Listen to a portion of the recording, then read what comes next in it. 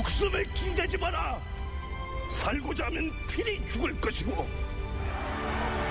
이 전쟁은 무엇입니까? 의와 불의의 싸움이죠. 같은 감독 두 영화에서 두 이순신은 두 배우의 개성처럼 사뭇 다룹니다. 그 차이를 박해일이 이렇게 말했습니다. 최민식 선배가 용맹한 장수, 용장이었다면 저는 지혜로운 지장, 덕이 있는 덕장입니다. 용장은 지장을, 지장은 덕장을 못 이긴다는 연말도 있습니다만 이순신은 이 세 가지 덕목을 두루 갖춘 지도자였죠. 초나라의 항우와 한나라 유방은 대조적인 인간이었습니다. 항우는 명문 귀족 출신의 이른바 금수저였고 유방은 시골 평범한 집안의 흙수저였습니다.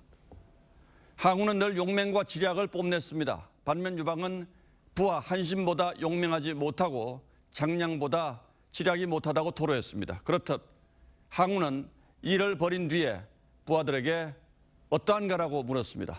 하지만 유방은 결정을 내리기 앞서 어찌하면 좋겠는가라고 물었죠. 이 두 글자가 순서만 다를 뿐인데 두 영웅의 운명은 하늘과 땅 차이로 갈렸습니다. 윤석열 대통령은 오늘 취임 1년을 맞기까지 용기 있는 결정을 여러 차례 내렸습니다. 전임 대통령들이 손대기를 꺼렸던 연금과 노동개혁에 시동을 걸었습니다. 한미동맹 재건과 한일관계 복원에 나서 정상화 궤도에 올려놓았습니다. 탈원전 폐기 역시 국익을 위한 결정이었죠. 하지만 지난 1년은 가시밭길이었습니다. 덕장도 복이 많은 복장은 못 이긴다는 얘기처럼 말입니다. 취임하자마자 글로벌 경제 위기의 삼각 파도가 밀려들었고 미중 갈등 속에 북핵 위협이 나날이 가중됐습니다. 거대 야당의 입법 폭주 속에 정부 여당 법안은 번번이 발목을 잡혔습니다.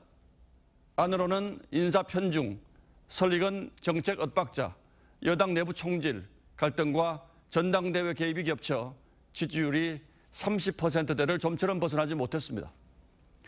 지지율에 연연하지 않는다지만 국정 추진력은 대개 국민에게서 나옵니다. 덕장보다 통장이라는 말도 있듯 소통은 이 시대 가장 소중한 덕목입니다. 그런데 대통령은 취임 1년의 소회도 국무회의 모두 발언을 TV로 생중계하는 것으로 대신했습니다.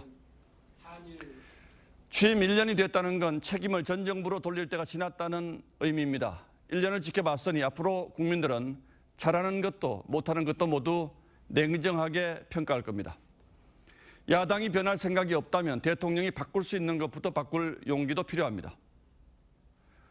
손자병법에 자기를 낮춰 부족한 듯 보이는 것이 현명한 처신이라고 했습니다.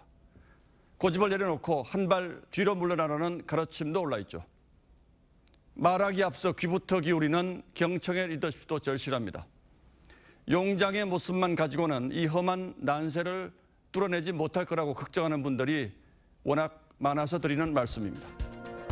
5월 10일 앵커의 시선은 어떤 대통령이 되시겠습니까? 였습니다.